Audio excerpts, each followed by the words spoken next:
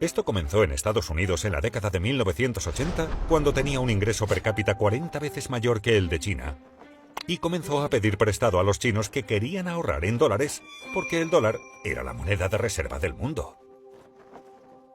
Análogamente, el Reino Unido tomó mucho dinero prestado de sus colonias, mucho más pobres, y los neerlandeses hicieron lo mismo en su cima. Si al imperio se le comienzan a agotar los nuevos prestamistas, aquellos que tienen su moneda comienzan a tratar de vender y salir en lugar de comprar, ahorrar, prestar y entrar.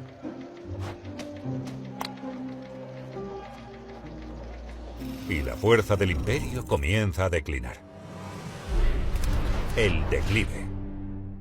El declive proviene de la debilidad económica interna sumada a la lucha interna, o de costosas luchas externas, o ambas cosas.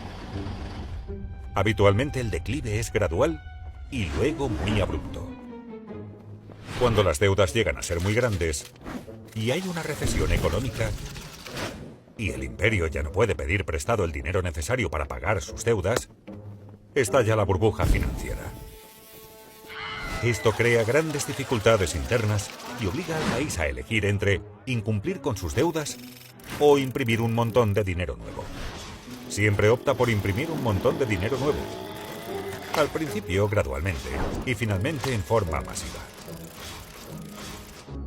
Eso hace perder valor a la moneda y aumenta la inflación. Para los neerlandeses esta fue la crisis financiera provocada por los excesos financieros y el financiamiento de la Cuarta Guerra Anglo-Neerlandesa. Análogamente para los británicos, fue pagar por sus excesos financieros y por sus deudas de las dos guerras mundiales. Y para Estados Unidos han sido 3 ciclos de bonanza financiados por deuda y crisis desde la década de 1990, con el Banco Central interviniendo cada vez con medidas más fuertes. Cuando el gobierno tiene problemas para financiarse a sí mismo, cuando hay malas condiciones económicas y los niveles de vida de la mayoría de la gente están disminuyendo, y hay grandes brechas de riqueza, de valores y políticas, los conflictos internos entre los ricos y los pobres, así como los diferentes grupos étnicos, religiosos y raciales, aumentan considerablemente. Esto conduce al extremismo político que se manifiesta como populismo, de izquierda o de derecha. Los de izquierda buscan redistribuir la riqueza, mientras que los de derecha buscan mantener la riqueza en manos de los ricos. En esos tiempos es habitual que los impuestos a los ricos aumenten. Y cuando los ricos temen que se les vaya a quitar su riqueza y bienestar, se trasladan a lugares, activos y divisas en los que se sienten más seguros. Esto comenzó en Estados Unidos en la década de 1980, cuando tenía un ingreso per cápita 40 veces mayor que el de China, y comenzó a pedir prestado a los chinos que querían ahorrar en dólares, porque el dólar era la moneda de reserva del mundo.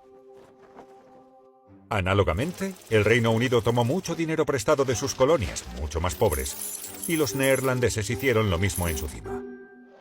Si al imperio se le comienzan a agotar los nuevos prestamistas, aquellos que tienen su moneda comienzan a tratar de vender y salir en lugar de comprar, ahorrar, prestar y entrar.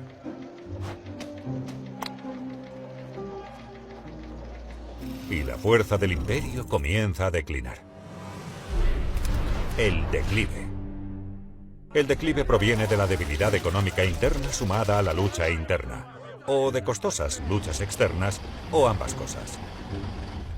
Habitualmente el declive es gradual y luego muy abrupto. Cuando las deudas llegan a ser muy grandes y hay una recesión económica y el imperio ya no puede pedir prestado el dinero necesario para pagar sus deudas, estalla la burbuja financiera. Esto crea grandes dificultades internas y obliga al país a elegir entre incumplir con sus deudas o imprimir un montón de dinero nuevo. Siempre opta por imprimir un montón de dinero nuevo. Al principio gradualmente y finalmente en forma masiva. Eso hace perder valor a la moneda y aumenta la inflación.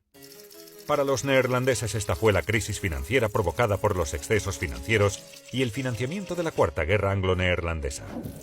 Análogamente para los británicos, fue pagar por sus excesos financieros y por sus deudas de las dos guerras mundiales. Y para Estados Unidos han sido 3 ciclos de bonanza financiados por deuda y crisis desde la década de 1990, con el Banco Central interviniendo cada vez con medidas más fuertes. Cuando el gobierno tiene problemas para financiarse a sí mismo, cuando hay malas condiciones económicas y los niveles de vida de la mayoría de la gente están disminuyendo, y hay grandes brechas de riqueza, de valores y políticas, los conflictos internos entre los ricos y los pobres, así como los diferentes grupos étnicos, religiosos y raciales, aumentan considerablemente. Esto conduce al extremismo político que se manifiesta como populismo, de izquierda o de derecha. Los de izquierda buscan redistribuir la riqueza, mientras que los de derecha buscan mantener la riqueza en manos de los ricos. En esos tiempos es habitual que los impuestos a los ricos aumenten. Y cuando los ricos temen que se les vaya a quitar su riqueza y bienestar, se trasladan a lugares, activos y divisas en los que se sienten más seguros.